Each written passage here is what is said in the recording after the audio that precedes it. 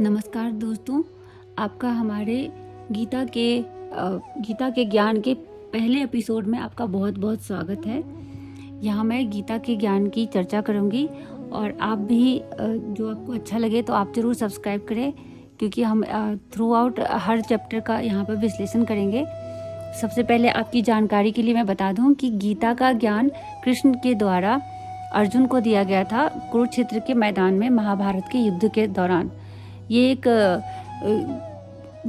श्लोकों का संकलन है जिसको गीतों के माध्यम से ही कृष्ण ने अर्जुन को समझाया था, और इसके लिए इसको गीता बोला जाता है।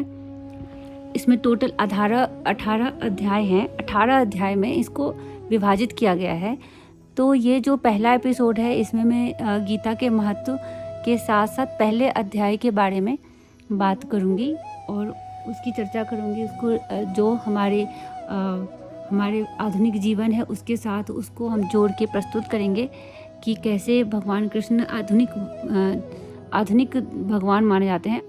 महाभारत के युद्ध को सबसे बड़ा युद्ध, विश्व का सबसे बड़ा युद्ध माना जाता है और ये कुरुक्षेत्र में हुआ था। तो पहले अध्याय में जो चीज़ें हुई थी वो मैं आपसे शेयर करूँगी। पहले अध्याय में जो बताया गया है उसमें जो संजय है वो युद्ध में हुए हर घटना को सेम टू सेम धृतराष्ट्र को बताते हैं।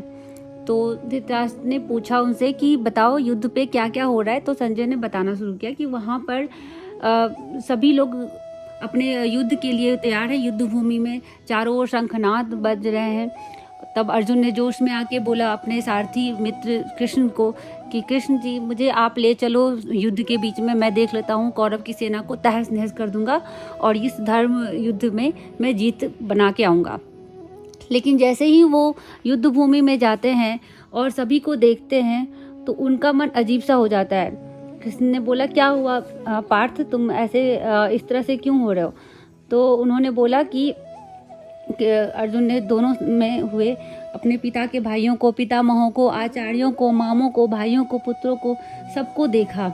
उन सबको देख के वो अत्यंत करुणा से युक्त हुए, शोक करते हुए बोले कि हे कृष्ण, इस युद्ध की इच्छा वाले खड़े हुए सारे जो स्वजन हैं मेरे, उनको देख के मेरा तो मुंह ही सूख रहा है, मेरा अंग शिथिल होता जा रहा है। मतलब मैं बिल्कुल ही उठ नहीं पा रहा हूँ, कंपन हो रहा है, मुझे अजीब सा लग रहा है। मैं बिल्कुल युद्ध नहीं कर सकता। आप मुझे जानते हैं कि मैं अपनों को मार के कभी भी राज्य नहीं सुख चाहता।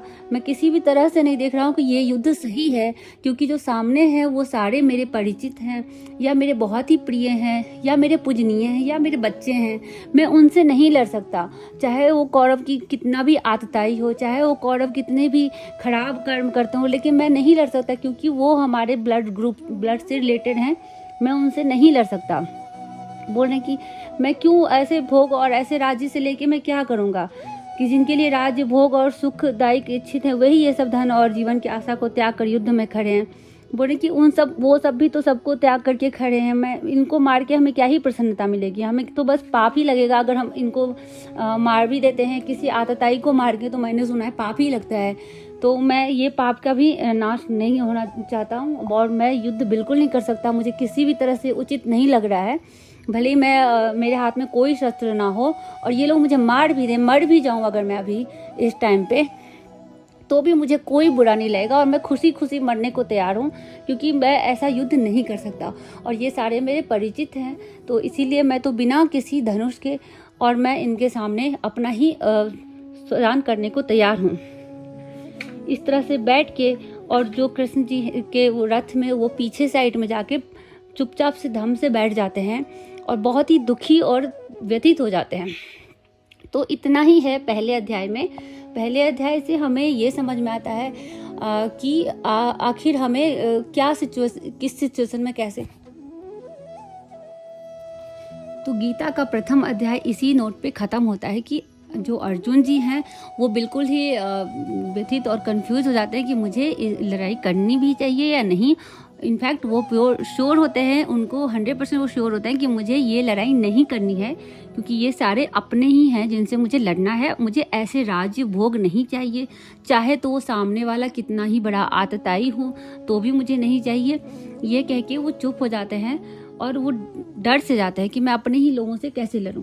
तो दोस्तों, इस कहानी से आपको एक और चीज़ मैं बताना चाहूँगी कि ये हमारे रियल लाइफ में भी ये प्रॉब्लम आती है कि हमें पता है कि क्या ठीक है, क्या सही है, क्या गलत है, पर हम कई बार अपने मन को दबा जाते हैं ये सोच के कि आखिर हम अपने रिलेटिव से या अपने दोस्तों से किसी तरह का मनमुटाव नहीं चाहते हैं। तो जो वो सामने वाला बोल रहा है हम वही सुन लेते हैं, उसी को कर लेते हैं, चलो भाई तुम्हारी ही सही, भले ही वो कितना भी गलत डायरेक्शन में होता हो।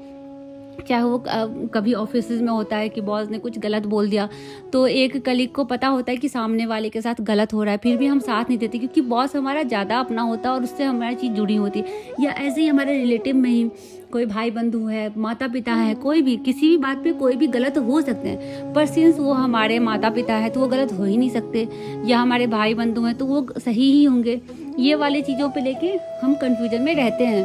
तो ये कोई गलत चीज़ नहीं है, कृष्ण जी ने इसको सही चीज़ों में लिया।